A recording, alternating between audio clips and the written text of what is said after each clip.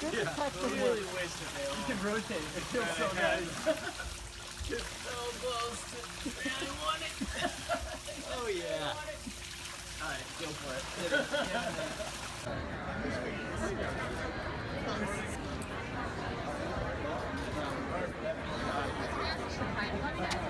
Okay, let's go.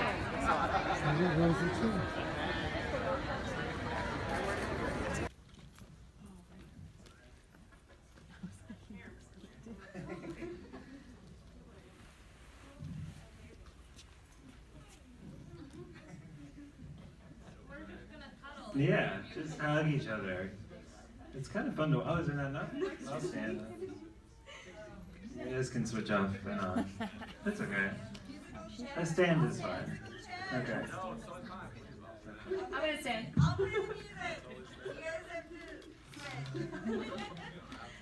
So I just want to kick it off with the most important question to start. Have you seen the movie Chef by Jon Favreau? I saw half of it on an airplane. Actually. Oh, and Dan Schoenbrunn. Did Dan Schoenbrunn come down here? Sorry. He co-wrote the script. Where is he? Sorry. He has to stand. Dan, have you seen Chef? No. I saw half of it on a plane, yeah, and then after the third Twitter montage, I didn't want to watch anymore. No. Have you? I haven't actually. Oh, yeah. But now I want to. Like it, yeah. The driver never saw it, too, so he was happy. Did a great job. He's very convincing. He's really good, yeah. I was wondering if you guys could talk a little bit about the evolution of the script and kind of how much may have changed during shooting, or if you stuck pretty closely to what you started out with. It kind of started because I was thinking about making a movie and I didn't know what to make. And then I was having lunch with a friend of mine and she recommended that I go down to Nicaragua to this place called Madeiras Village, and it's where you can find like inspiration and you can get your questions answered and all that stuff. So I went down there with John. We just went as like, to see what it was about.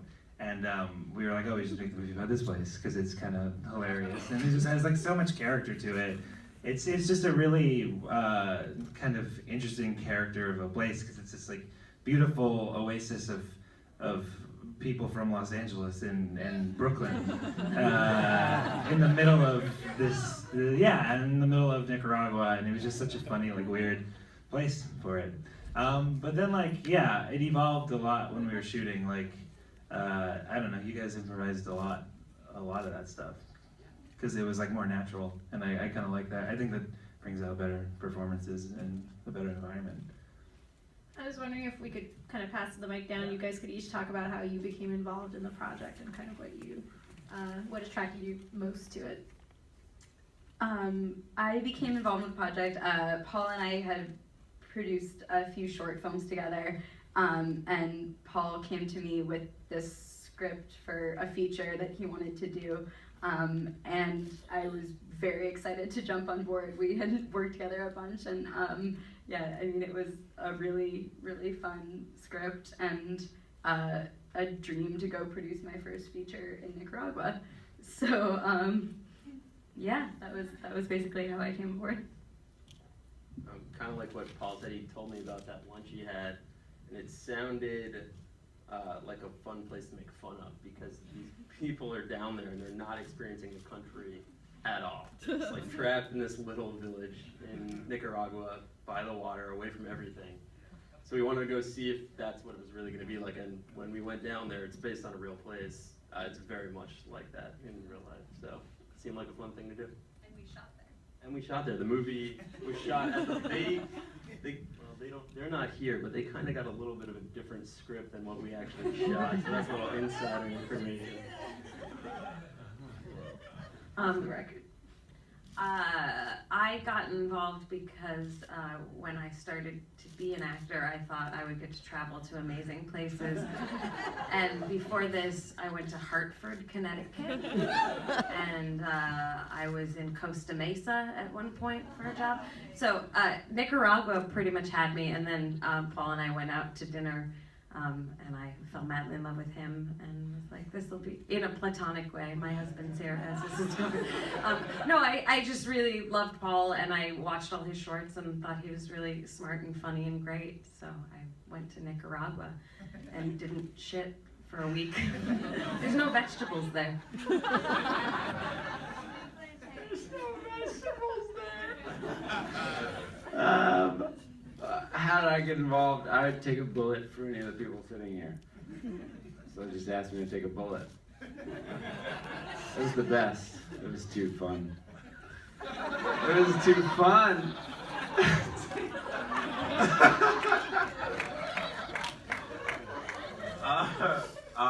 I got involved because I know Rosie from improv community and UCB and whatnot, and she reached out to me and sent me the script, and I also have never went anywhere for a shoot, so I was like, yeah, that sounds good, I'll go to Nicaragua. I, however, did shit there. Like, I had the opposite problem, too much shit. No, but yeah, you know, I read the script, I thought it was great, I saw all Paul shorts, and yeah, it was in. Do you get that? Hey guys. Paul came to New York and we had lunch, we had barbecue, and he was like, oh, I have this funny place, I kind of want to make a movie there. What should it be about? And then we talked for like 30 minutes about that, and I'm like, oh, let's write that script. And, we decided it should be like E.T. Mom and Tom Bien, but with like a bunch of idiot Americans over that lunch. And the rest is history. What were some of the other influences you guys had in terms of tone and comedy when you were writing it? If you want to answer first. And then Jeez, I don't know. Yeah, we really wanted it to be like the characters to be lovable idiots. I don't know that there were like specific reference points for them, but we wanted you to kind of like do this fine line where they're like very clueless to the situation going on around them, the country and everything, but you still kind of love them while you can kind of still be like satirizing them. What were your influences, Paul? Yeah, we said like E.T. Mama Tambien, and then like kind of like Sideways was sort of a reference as well. But like just making fun of those types of people as you just go down there, like myself, who went down there trying to find myself, and then it's just like not really there for it, and it's just kind of like a casual indifference of like the people down there, which was kind of funny. Yeah, we loved it. I loved it. Yeah. At this point, I want to open it up to the audience, see if there's any questions. I don't want to hog too much. No? I'll let you guys think about it. All right. Did Thurston Moore really give you that fucking bandana? He totally did in the movie. Did you guys encounter any really large spiders? Did you encounter any really large spiders? Yeah, and also there was a scorpion that landed on someone's back when they were sleeping, on the AD Nick's back. That was the line why we added that line, because we didn't know that there were scorpions down there. And then we got there, and then there was at the hotel, there was like it was like a sheet they gave you. It was just like, well, welcome to the hotel. Here's the Wi-Fi password. There are scorpions. So then I think there's like one room that was just like the scorpions they loved like Charlie, the DP's room, and he just always find scorpions there like all the time. I guess he just had some way about you that attracted them.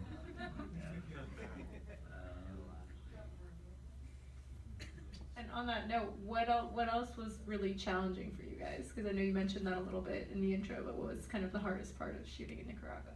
I feel like we each had like our own difficulty there. For me, it was like just a lot of those truck scenes. I was just literally in the bed of the truck, just laying on my back, and I had like the wireless monitor just like on my face, and I couldn't really hear anything. So. That was kind of hard to direct it while that happened.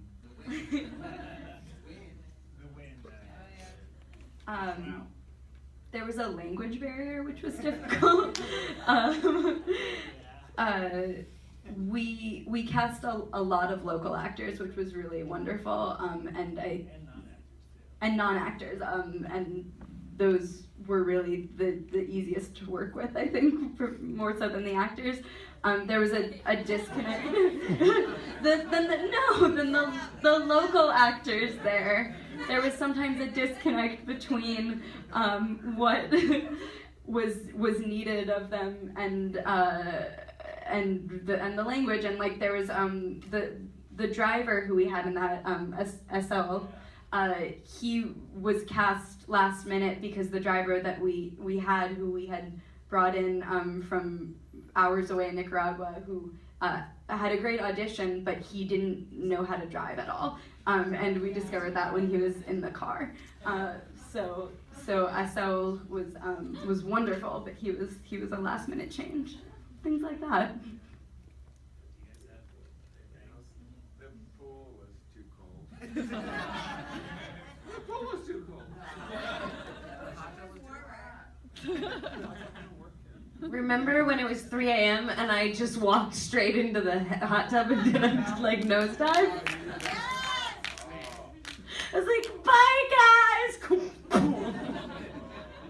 That was hard. I didn't have hot water in my room, so I would shower in George's room. You gave me incense?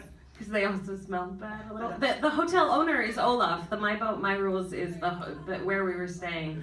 The hotel owner, we, like I had anything to do with it. Yeah. Yeah. But it was really fun. And everyone, I mean, you do these movies, as I'm sure everyone who's in this audience knows, you do these little things because they're so much fun and there's, you know, great people and you're sort of down for the messiness of it all. So you deal with that stuff. Because hopefully you're surrounded by really awesome, fun people. And there were dance parties till like 8 in the morning. I would come down and be like, can you turn down the music? I was the old lady of the bunch. But it was just really fun. Yeah, it was us all being in the same hotel. I still use as like the paradigm of my work, because it's really the best. Is that how you say anything? It's the best shit I've ever done, because we all hung out together and we all would walk downstairs and get a coffee in the morning, and like you'd see everybody that you're gonna work with that day, and it's fucking sweet.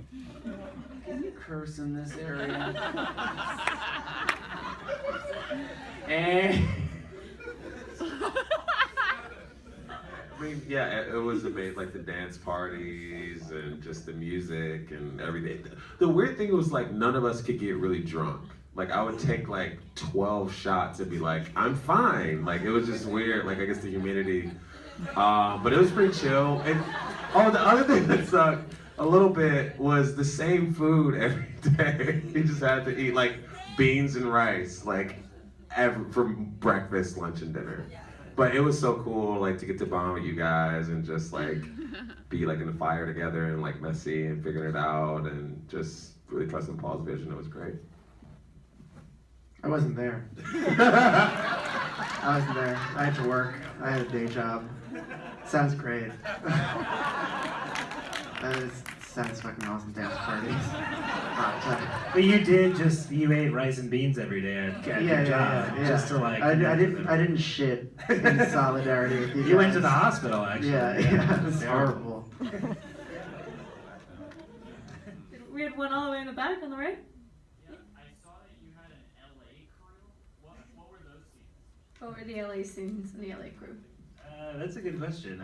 The very first scene was in Los Angeles, when they're at the coconut thing. Oh, the flashbacks. Yeah. Also, Brandon and his lady thing. Yeah, the flashbacks were at Rosie's place, and the opening scene, which was to establish Nicaragua, was in Echo Park.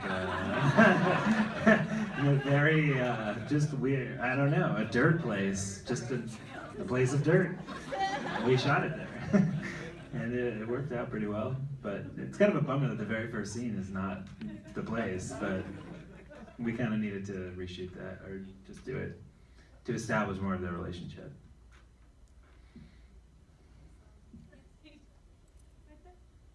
Couple things. I loved the map, that the maps were cardboard boxes. Oh, And they thanks. didn't have yoga mats. That just tickled me, and I'm gonna remember that. That was very funny. And then also, you talked about how you wanted to make a movie in Nicaragua, but you didn't know what you wanted it to be about. And I find that interesting because often people start with the story and want to make that a movie. And can you tell us a little bit about what the first little genesis of your desire to make a movie and how it furled out into what it became? Yeah, Nicaragua. Why did I want to make a movie there? Well, I think it was because my friend told me to go there to think of a movie idea. But What was the first thing about making a movie? Not even about Nicaragua. just about making a movie. Yeah, you just were like, I want to make. I don't know. I mean, I've made shorts before, and I've worked on TV stuff, and it's all been awesome, and I've loved it. But you just always want to make a movie, and I kind of felt the urge to do that, and I've written some scripts with Dan. I've written some scripts with other people, and it just never seemed like a story that hit all the buttons of one is possible, two I think is good enough, three. I don't know that other one, but yeah, it just seemed to and the ball just kept kind of moving down the hill because we just really wanted to do it.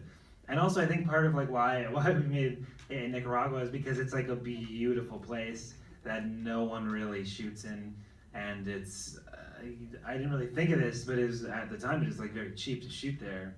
So the budget of this movie was super low. So once we were there, our dollar went super far, but it cost a lot of money to bring people to Nicaragua, as I learned. Part of figuring out what it was when we first started talking about it was also just what's a movie that we can actually make that's interesting and different and hasn't been made a million times. And the conflict in it is a conflict that's been done in a lot of movies in great ways, and that's why it's so interesting, a love triangle kind of thing.